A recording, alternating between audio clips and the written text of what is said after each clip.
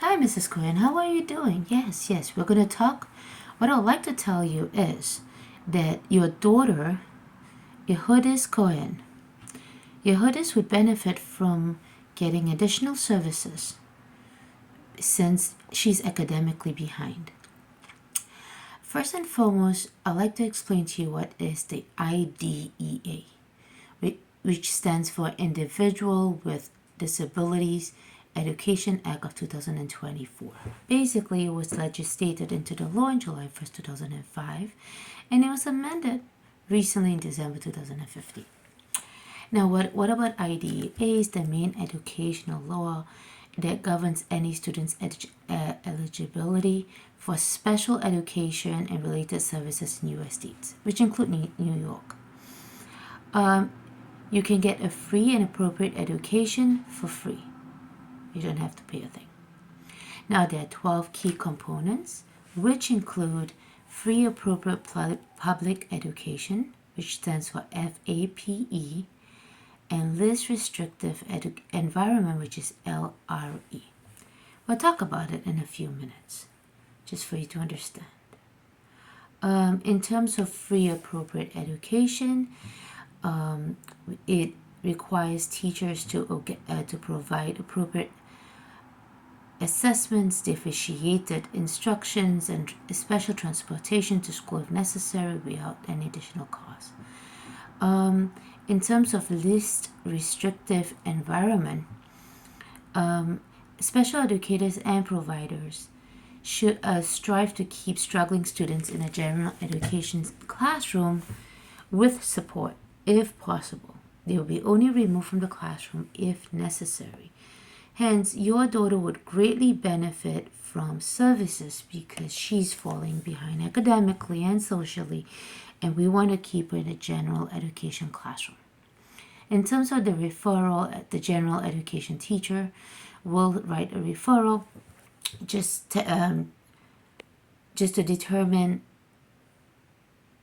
a referral to justify their area of concern for the students' academic or social weaknesses in the classroom, and in that letter they write very specific information to justify the cost. In terms of evaluation, the CSE, which is a community of special education, depending on which district you are from or the school is from, will contact the parents, which is you, to make an appointment via the phone or email, and each evaluation takes an hour and a half to 2 hours depending on the breaks that the students need. You must sign the consent form and you'll receive your report in about 2 weeks.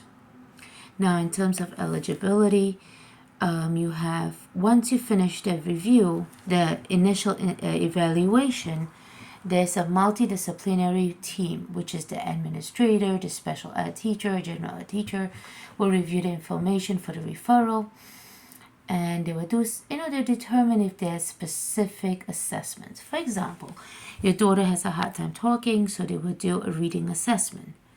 For a language delay, what's the reason of the language delay? And they will have to obtain your permission, your written permission, and they must finish the assessment within 30 days, although they do it sooner. Now, in terms of the IEP, is an official document between the district and the parents, and it will tell you the present level of performance, academic skills, physical development, and in terms of your role as a parent, you play a very crucial role because you have a unique insight on your child's development. You can provide invaluable input on their behavior, their strengths, and challenges at home, and you can help the team to develop realistic and measurable IEP annual goals.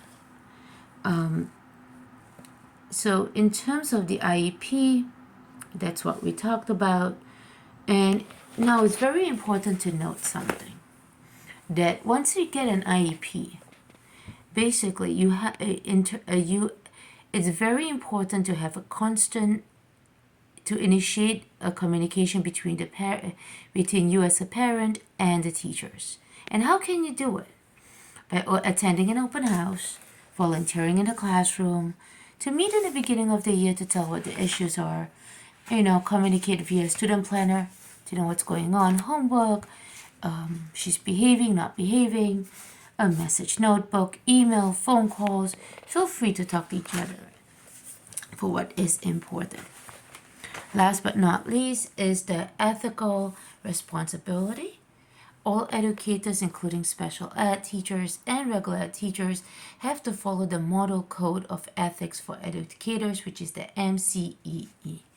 And in order to uphold the integrity of the profession of the IEP process, the felicitator and the team members would follow the principle of knowing and upholding the IDEA procedures. Again, is the Individual Acts of Individuals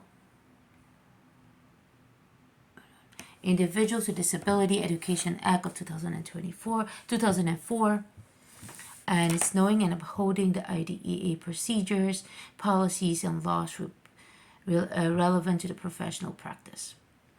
And also, it influences and support the decision and action that positively impacts the teaching and learning, educational leadership, and student services, so that your daughter can get the best service possible and she can keep up with her peers.